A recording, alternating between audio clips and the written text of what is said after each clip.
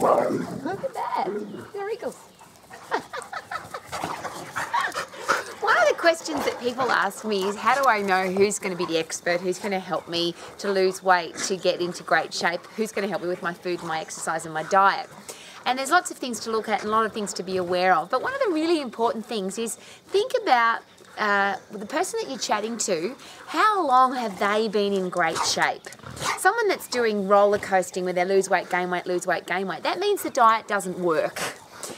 You can say, well, you know, I've went on this diet and I lost all this weight, but if you put it back on again, don't passionately promote that exercise or diet program. It didn't work because you put the weight back on again.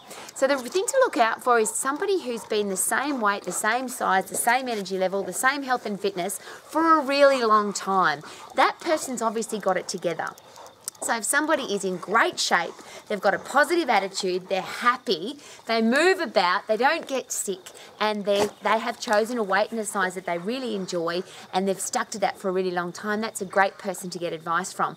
And that might not be the person for you, but at least have a listen to that person rather than somebody that's put on weight, lost weight, put on weight, lost weight, and they're moaning and complaining about the way they look some of the time, and they're happy some of the time.